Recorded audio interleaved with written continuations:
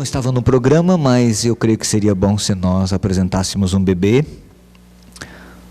A netinha do Antônio Caldeira. Gostaria que o casal viesse aqui. O Wilson e a Elisângela, com a pequena Letícia, de apenas 1 mês de idade. O vovô poderia vir aqui também. Vem aqui. Wilson, já que você é bem alto, você fica aqui embaixo e eu fico aqui em cima. Então há um equilíbrio entre nós dois aqui, né? Fica aqui ao lado dele. Cadê o vô? Você sabe que é um privilégio muito grande ser pai e ser mãe. Apesar de todos os desafios, é uma bênção, é uma alegria. A Bíblia diz que os filhos são a herança do Senhor. E é uma herança eterna. Interessante, é uma herança eterna. Eu não tenho dúvidas de que perdurará por toda a eternidade estes vínculos da paternidade, não só aqui, ou não só quando eles são pequenos.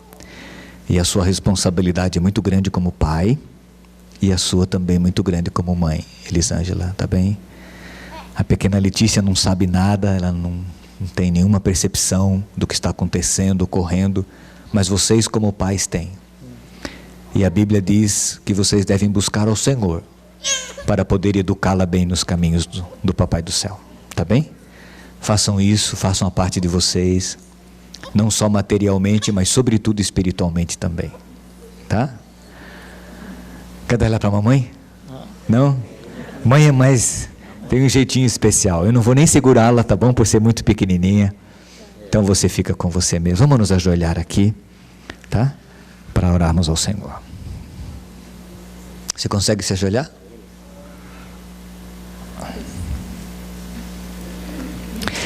Nosso Deus e bondoso Pai que estás nos céus, este casal dos teus filhos está feliz pela pequena Letícia, e a eles nós queremos pedir uma bênção especial como pais, mas sobretudo para a pequenina Letícia. Ela tem apenas 1 mês de idade, bem pequenininha ainda, Senhor, mas abençoa esta criança. Conceda-lhe saúde, a tua bênção, a tua direção, a tua paz, e faça com que ela cresça para a tua honra e para a tua glória, bem assessorada pelos pais. Amém. Os dias são difíceis, mas na tua companhia nós não precisamos temer nada. Abençoa o Wilson como pai, Elisângela como mãe, cuida sempre deles, e que eles sejam muito sábios em guiar e conduzir a filhinha nos caminhos do Senhor. Em nome de Jesus, amém. Amém. Vamos cantar este hino pensando no significado profundo de sua letra. 109. E depois desse hino nós vamos fazer a oração intercessória antes da mensagem de hoje de manhã. 109.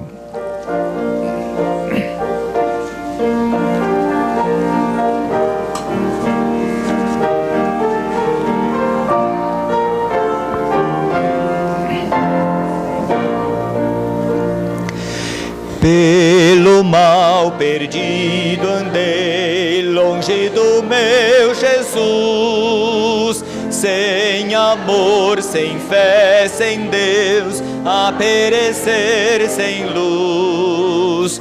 Mas Jesus então me viu, dando-me sua mão, e salvar-me conseguiu da perdição.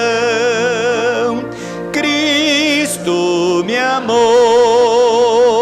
e me livrou, o seu imenso amor me transformou.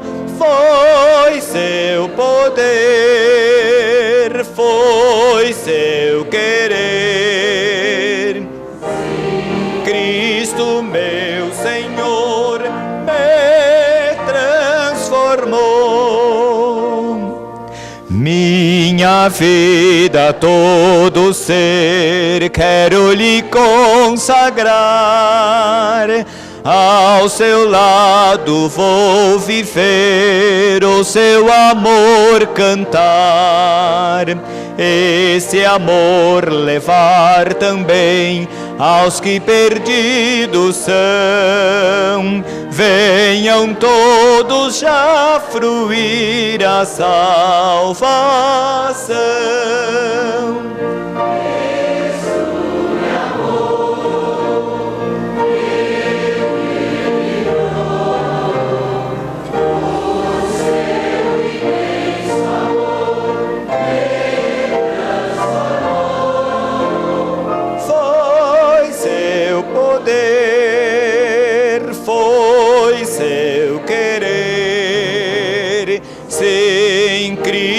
Meu Senhor me transformou. Vamos parar um pouquinho? Curve a sua cabeça. Nosso Deus e nosso Pai, como é bom cantarmos da nossa transformação em Cristo Jesus. Como é bom cantar que nós um dia estávamos perdidos, mas fomos encontrados e achados por Jesus Cristo.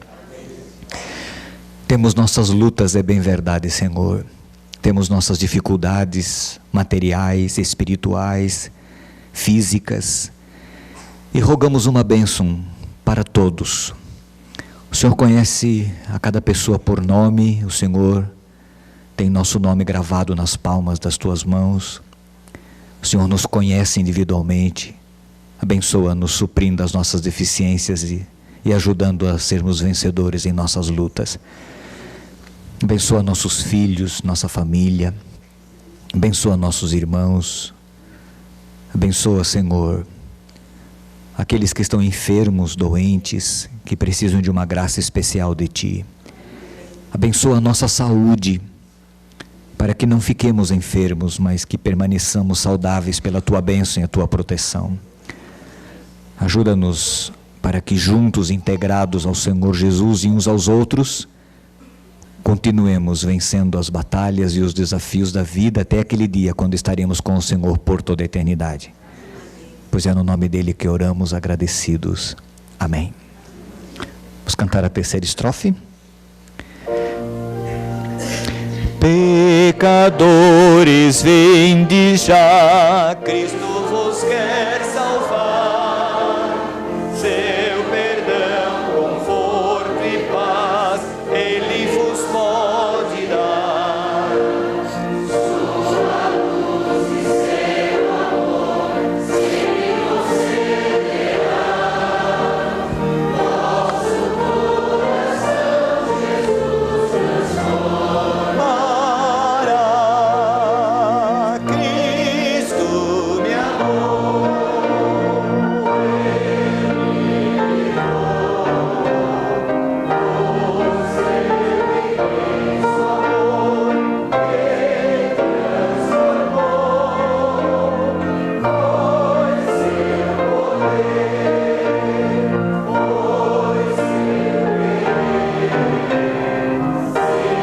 Cristo, meu Senhor, me transformou.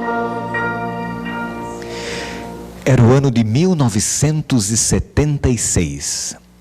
Dr. Ian Jackson era um médico cirurgião plástico na Irlanda. Ele tinha uma clínica particular que se tornou famosa na Europa na época. Era muito visitada, muito procurada no mundo inteiro, e sobretudo por pessoas da área que queriam se especializar em cirurgias plásticas.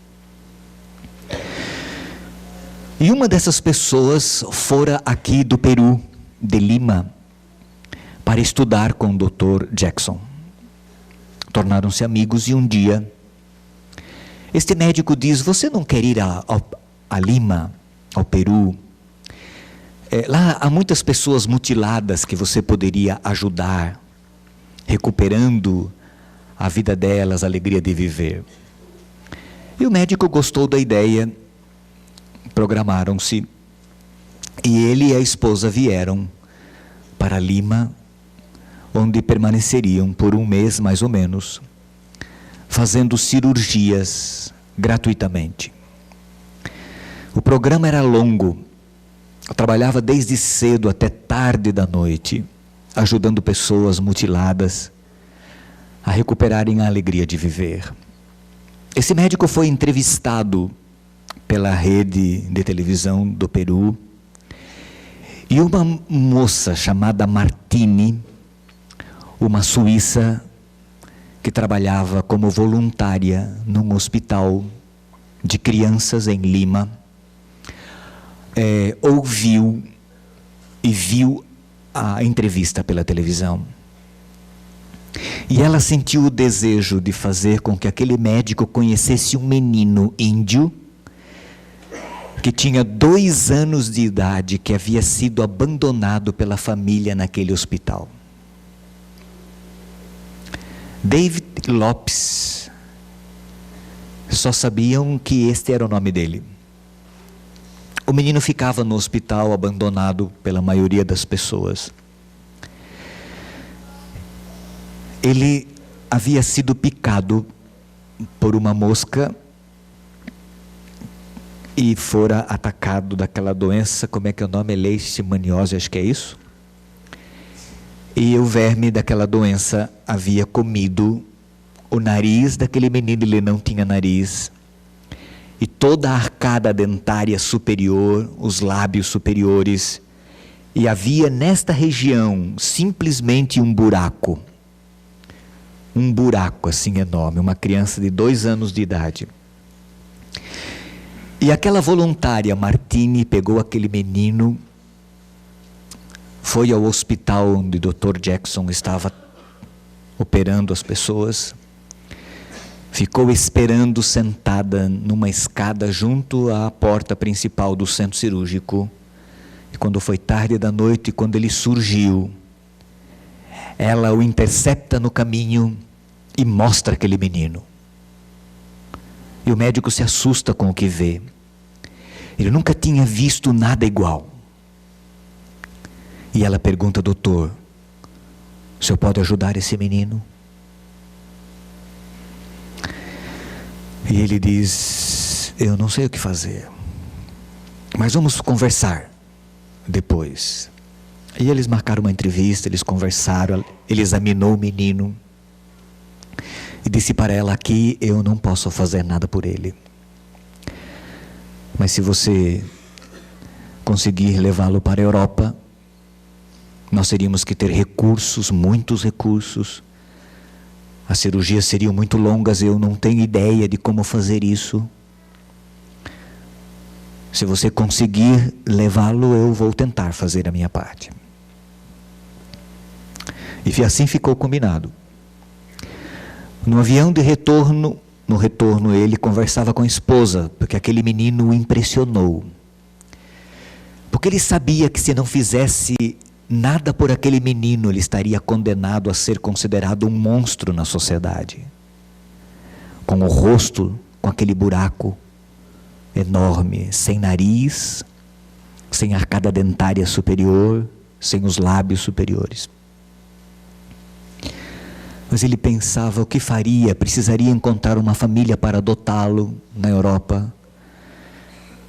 Precisaria de recursos, embora ele não teria dificuldades de encontrar amigos que pudessem operar junto com ele graciosamente, mas e as despesas hospitalares?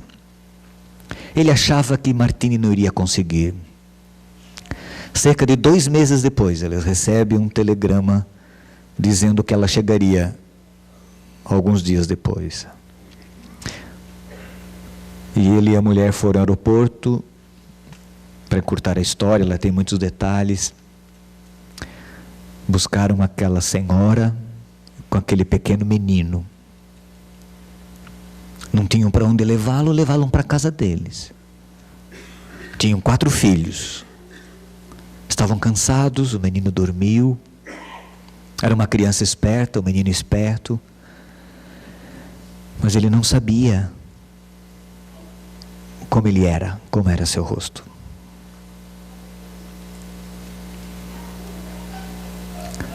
O que fariam? E tomaram uma decisão. Ficariam com o menino na casa deles. Reuniram os filhos, explicaram. E aquele menino começou a viver e conviver com a família. Os filhos gostaram dele. Começaram os estudos. Depois de alguns meses, a primeira cirurgia foi marcada. Embora fosse uma criança, eles precisariam explicar para ela algumas coisas. E decidiram que deveriam confrontar a criança com a realidade. Prepararam-na, colocaram um espelho. E quando ela viu pela primeira vez o seu rosto no espelho, ela deu um grito. Ela se assustou consigo mesma. O médico explicou algumas coisas. Já chamava o menino de filho. Ele já os chamava de pai e mãe. E como de fato eles acabaram adotando aquele menino como filho. Ele foi adotado por aquela família. E agora, o ciclo de cirurgias teve início. É uma história fantástica. No momento em que eu li essa história, o médico já havia feito no rosto daquele menino que era filho dele agora adotado. Eles vieram ao Peru para receber a documentação, conseguiram localizar os índios, os pais no interior. Quando eu li a história, no momento em que ela foi escrita e publicada, o médico já havia feito 70 cirurgias no rosto desse menino. Hoje ele tem cerca de 31 para 32 anos de idade. Eles se mudaram para os Estados Unidos, hoje eles moram nos Estados Unidos. Logo depois eles se mudaram para a América. O médico conseguiu fazer um nariz, conseguiu fazer lábios superiores. Houve perdas de cirurgias precisaram ser refeitas. Este é o médico. O médico que teve a coragem de adotar um menino índio com um defeito físico tremendo. Dá um clique na vírgula, isso, dá mais um. Este é o médico, Dr. Ian Jackson. Este foi o médico que teve a coragem de adotar uma criança que não era sua, numa família que já tinha 4 filhos, para poder recuperar o rosto desse menino. E este é o David. Ele tem o rosto mutilado, muito mutilado. O rosto como de uma pessoa que sofreu um traumatismo, um acidente automobilístico muito grande. Mas não se compara ao que ele não tinha. Veja que ele não tinha nariz, não havia lábio superior. Hoje ele vive uma vida normal. Ele já terminou a sua faculdade. E há um depoimento muito interessante. Numa das cirurgias, quando ele sai do centro cirúrgico, vejam, quando ele tinha na época 16 anos de idade, quando ele tinha 16 anos de idade, numa das cirurgias, ele pergunta quando retorna da anestesia, como foi que correu a coisa? Ele pergunta. E parece muito bem. Responde-lhe o médico enquanto o rapaz é transportado para fora da sala, para o local onde, como sempre, a mãe o esperava ansiosa. Obrigado, pai, ele diz. Bem ajustado e popular, ele hoje parece alguém vitimado por um grave acidente automobilístico. Mas tem consciência de quão longe ele e seu pai, Ian Jackson, chegaram. Meu pai é meu herói, diz David simplesmente. Um dia, Deus olhou para você e para mim, para o ser humano, e Ele viu as deformações causadas pelo pecado. E Ele decidiu curar-nos. E Ele decidiu adotar-nos como filho dEle. Porque não tinha outra maneira de nos curar a não ser adotando-nos como filhos dEle, como o Dr. Ian Jackson fez com David. Ele decidiu que nos transformaria à sua semelhança e à sua imagem. Ele decidiu que faria cirurgias e cirurgias na nossa mente, no nosso coração, na nossa vida. Ele decidiu que mudaria as deformações causadas pelo verme inserido pelo demônio que tem desfigurado o ser humano. Às vezes esse quadro é físico, mas nem sempre é. Ele é mais moral do que físico, mas muitas vezes também fisicamente falando. Jesus tomou as providências devidas. Ele pagou o preço, um preço muito alto, para que pudesse fazer isso conosco. Muitas pessoas não têm consciência da gravidade de sua própria situação e preferem ficar como estão.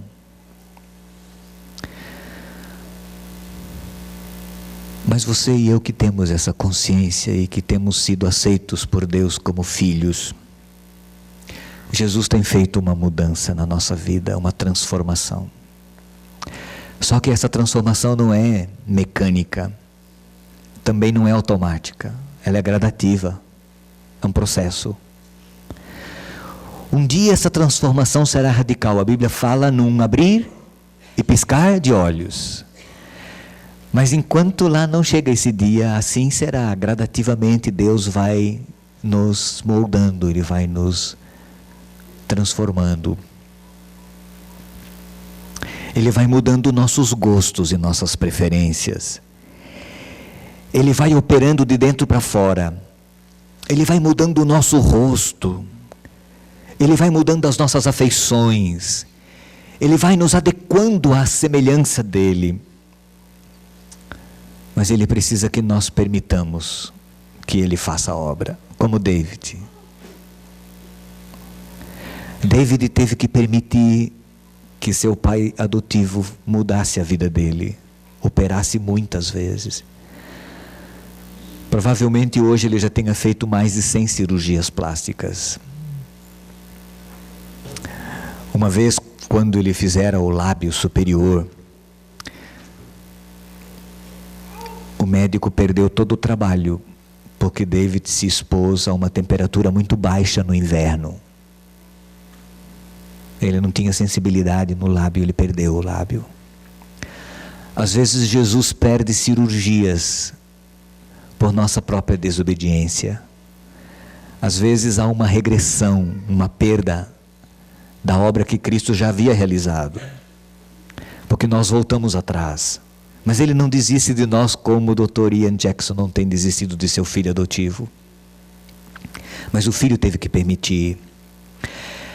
A obra que Deus está operando na nossa vida, meu irmão e minha irmã, vai depender muito de nós mesmos, em permitirmos que o Senhor opere em nós. Ontem eu preguei numa igreja, ontem à noite, na região de Osasco. Eu dizia para os irmãos: vocês entendem por que Deus pede algumas coisas para nós? Ele pede algumas coisas porque Ele sabe o que está pedindo. Ele pede porque Ele tem uma obra a fazer em nós e há algumas implicações na realização desta obra. E por isso Deus pede algumas coisas. É a nossa parte no processo. Justificação pela fé, santificação pela fé, dependência total, entrega total, permissão para Deus agir. É a essência do Evangelho. Um Deus que nos adotou como filhos, que não teve vergonha de nos aceitar na família dEle e que nos transforma cada dia à medida que permitirmos e que permitimos a sua imagem e a sua semelhança. A parte dEle Ele está disposto a fazer e vai fazer. E a minha? Temos nós permitido? Paulo em 2 Coríntios, no capítulo 3, no verso 18. Vamos abrir a Bíblia para ler esse texto. 2 Coríntios, capítulo 3, verso 18.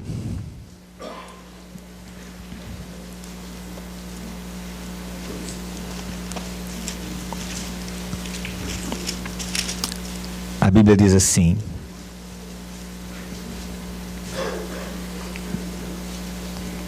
Primeiros Coríntios, capítulo 3, verso 18. Segunda, desculpe, não primeira, desculpe, é segunda mesmo. Segunda aos Coríntios, capítulo 3, verso 18. E todos nós, que com a face descoberta contemplamos a glória do Senhor, segundo a sua imagem, estamos sendo o quê? Transformados com glória cada vez maior, a qual vem do Senhor, que é o Espírito. Eu gosto daquela versão que diz: transformados de glória em glória, de dia em dia, de passo em passo, gradativamente, mas firmemente transformados. Esta é a obra, este é o processo que Deus quer operar em você e em mim. E nesta manhã, como parte deste processo, como parte deste processo, nós temos a chance, a oportunidade de participarmos da ceia do Senhor. Já lavamos nossos pés, e agora vamos comer do pão e beber do cálice. Eu queria que nós fizéssemos isto com este pensamento, lembrando assim: como livre que sou, aceito Jesus como meu Salvador, aceito ser filho adotado por Ele, e quero que Ele continue realizando a obra que um dia Ele começou em mim.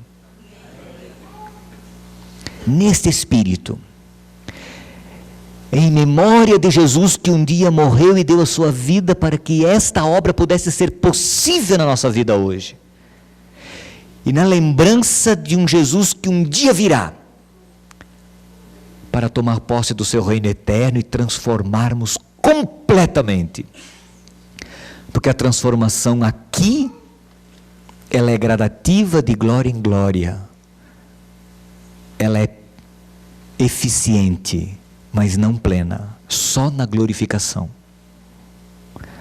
Existe uma corrente teológica por aí, de gente que fica falando um monte de besteira, e diz que nós podemos ser perfeitamente transformados e glorificados aqui e agora. E no início do Adventismo, em 1900, havia uma corrente na igreja, no estado de Indiana, e eles criam numa doutrina chamada carne santa. Nossa carne, nós podemos crescer espiritualmente de tal forma, a ponto da nossa carne ser santa, não morreremos e seremos levados para o céu, arrebatados, porque podemos chegar nesse ponto. Isso é mentira, isso não é bíblico. E eu sei por quê que Deus fez esse plano do jeito que fez. Ele assume o controle da nossa vida quando nós permitimos, e Ele vai nos mudando, mas Ele mantém a nossa velha natureza dentro de nós, e ela será mantida sob controle na mesma proporção em que mantemos comunhão diária com Cristo, oramos, lemos a Bíblia, buscamos comunhão com Ele. Este velho homem vai ficar subjugado, ele não vai ter poder sobre nós, não vai reinar sobre nós. Só que temos problemas com este velho homem, porque sempre estamos às voltas com ele, sempre ficamos brincando com ele, sempre vamos dando comidinha para ele, não buscamos a comunhão com Deus, somos autoconfiantes. E eu estou preparando um estudo, estou estudando uma coisa linda na Bíblia que descobri esses dias. E vou antecipar o problema de Sansão.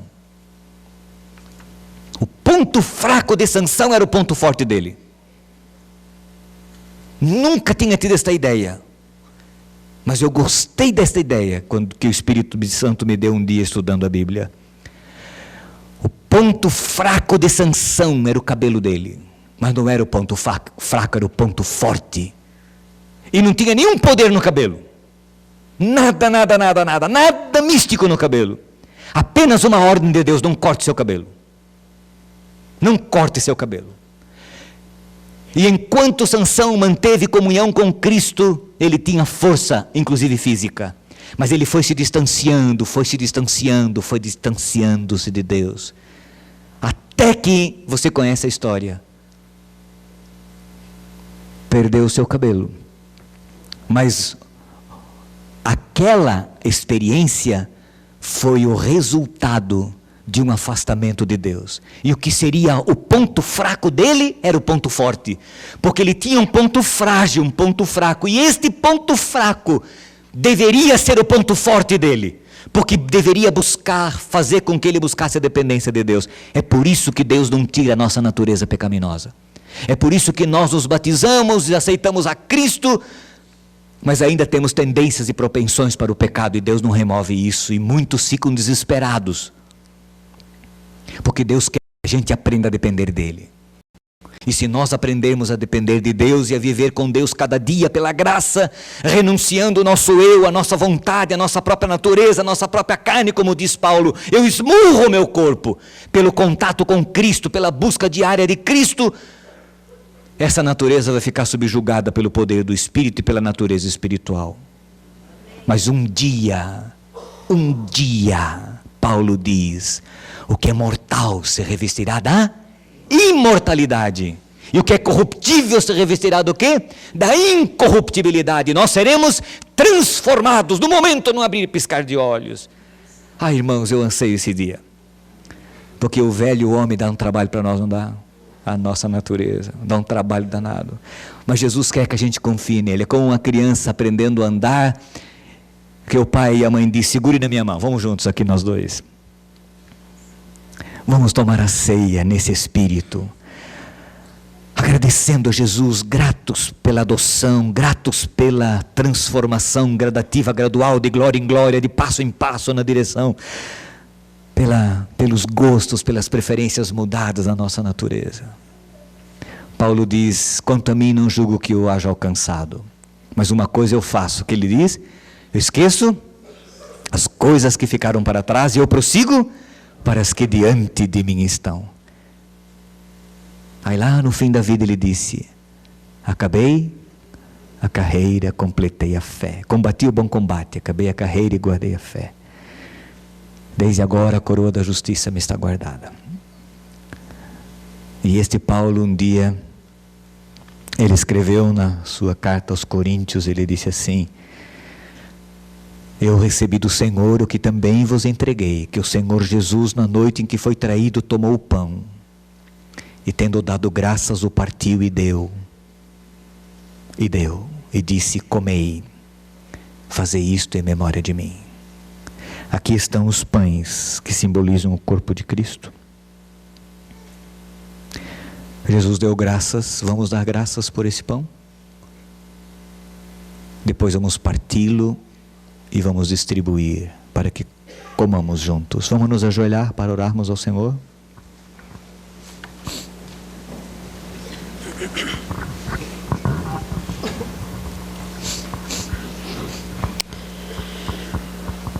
Grande Deus e eterno Pai que está nos céus, neste momento solene em que vamos partilhar do pão que representa simbolicamente o teu corpo, que foi moído pelas nossas transgressões, mas que temos a certeza que pelas suas pisaduras nós fomos sarados. Permita que isso não seja apenas um símbolo na nossa vida, mas um rebatismo, uma reconsagração a Ti, para que possamos aproximar cada vez mais do caráter impecável de Jesus Cristo. Que ao tomá-lo, Deus, possamos ter em nosso coração e na nossa mente a vontade e o anseio de um dia, não muito distante desses dias, partilhar contigo na nova terra.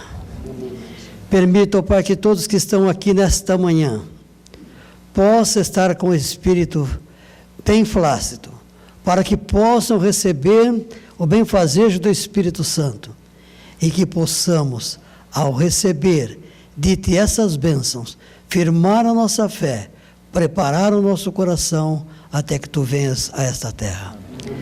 Dá a todos nós esta esperança, dá a confirmação em nosso coração, dá a certeza que tu estás presente todos os dias de nossa vida, enquanto aqui existirmos, e temos certeza que por toda a eternidade tu estarás conosco também. Essas bênçãos nós te pedimos, nós te agradecemos e oramos, em nome e por amor do Senhor Jesus. Amém.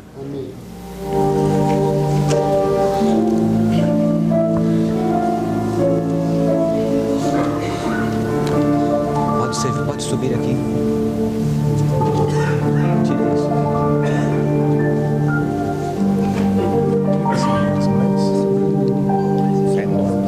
Quem? Romualdo. Esse aqui. Romualdo, dá os dois. Podem servir.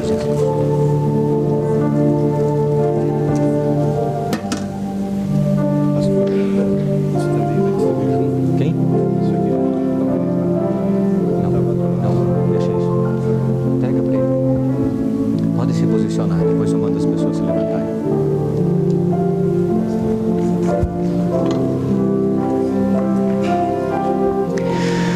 Para facilitar a distribuição, todos aqueles que estão participando, pedimos que fiquem em pé, recebam o pão, se assentem e aguardem para que possamos comer juntos.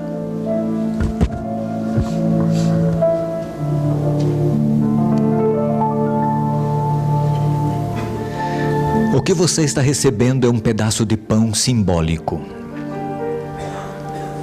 O pão é feito com trigo, que é um grão.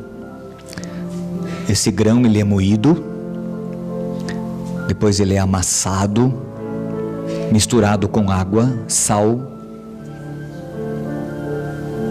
azeite, que também foi extraído pelo processo da prensa, é levado ao forno e ali assado. Isso é muito familiar a você e a mim, porque o pão faz parte do nosso dia a dia. Comemos muito pão. Mas o pastor Matson, quando esteve aqui, aquele pastor que trabalha com os índios Carajás, ele estava me dizendo que ele tem dificuldades de fazer com que os índios entendam a analogia do pão, porque eles não se alimentam com pão. Eles não têm isso na cultura deles. Eles entendem o lava-pés. O lava-pés ficou bem claro para eles. A limpeza dos pés, do corpo, a remoção da sujeira. Mas os elementos do pão e os elementos do suco de uva, do cálice, eles não entenderam. E quando ele serviu uma ceia, ele não percebeu, ele não sabia por que os índios riam. Depois ele foi entender o porquê, que aquilo não tinha nenhum significado para eles. E ele me disse: pastor, o que eu vou fazer? Trocamos algumas ideias. Eu disse: por que você não pega uma raiz de mandioca e faça uma analogia com a raiz da mandioca, que é socada, que é ralada, que é espremida, que é prensada para extrair a farinha? Quem sabe eles vão entender. Por isso Jesus escolheu o pão, porque o pão tem essa analogia muito próxima a todos nós. O trigo é amassado, moído, prensado, o pão passa por esse processo. E foi isso que aconteceu com Jesus. Esse foi o preço que Jesus pagou pela nossa redenção. E esse pedacinho de pão pequeno nas nossas mãos, ele representa este corpo e esse preço muito alto que nosso Senhor pagou para que pudéssemos ser filhos dele, adotivos e redimidos e transformados pela graça do Senhor. Todos foram servidos, ninguém foi esquecido. Jesus disse o que eu digo: comam. Jesus disse: este é o meu corpo que foi moído por vocês. Comamos em memória de Jesus.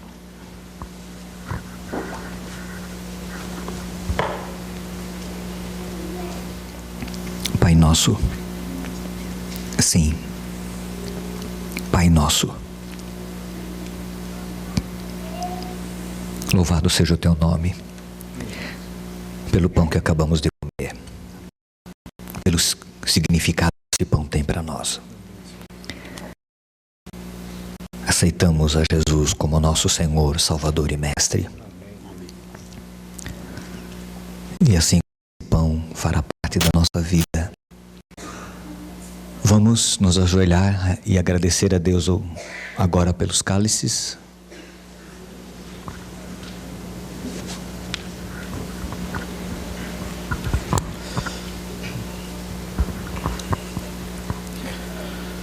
Senhor nosso Deus e nosso Pai, a tua igreja aqui ajoelhados na tua presença, quero te agradecer e te louvar, porque pelo teu amor o Senhor nos provesse um Salvador. Queremos te louvar, Senhor, porque chegou ao nosso conhecimento esse Salvador. E nesse momento em que estamos celebrando a salvação através desses emblemas, queremos pedir que o Senhor venha abençoar esses cálices. Que ao tomar esse suco da uva em nossas mãos, que de maneira tão concreta nos lembra o sacrifício que Jesus fez ao derramar o seu sangue em nosso favor, que ao tomarmos o teu Santo Espírito possa produzir a obra em nós. Que possa, Senhor, de glória em glória nos transformar até aquele grande dia, Senhor, quando a nossa alegria será completa, quando o Senhor Jesus voltar. E na presença dele, com ele, tomarmos esse suco. Abençoa a tua igreja, salva o teu povo. Te pedimos no nome do nosso Salvador Jesus. Amém. Amém.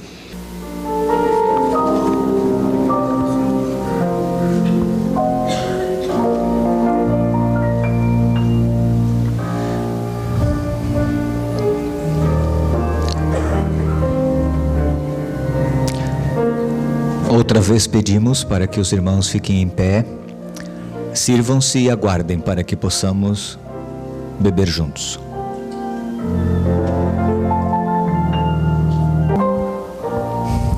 Jesus foi perfeito em metodologia de ensino.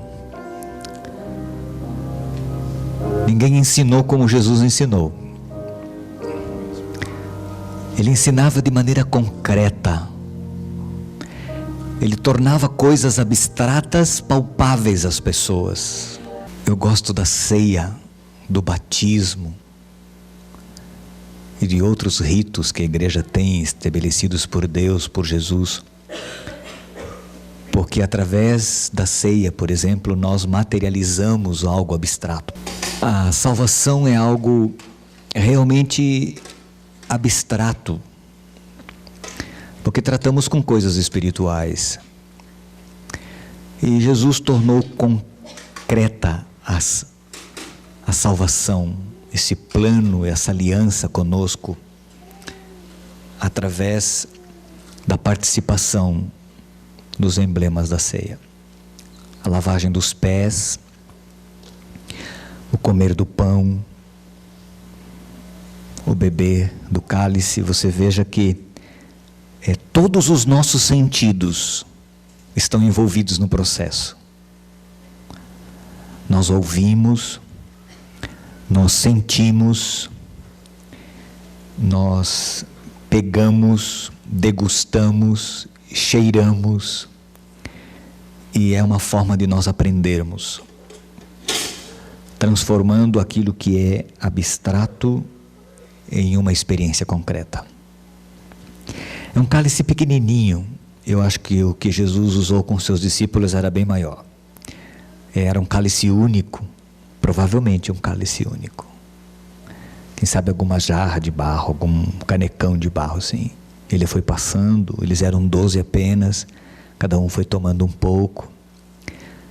Eu creio que eles molhavam um pão ali também para comer o pão junto, porque o pão era sem fermento, era um pão muito duro. Então eles iam molhando. Lembram que Jesus molhou o pão para dar a Judas, né? O bocado molhado.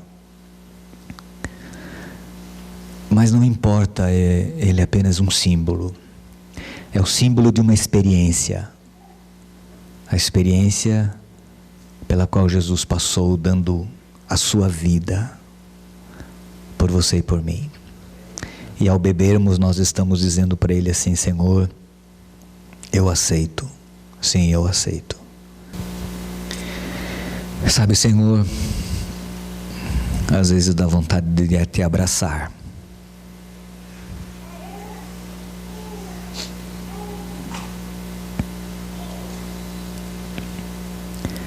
Vontade de beijar o teu rosto,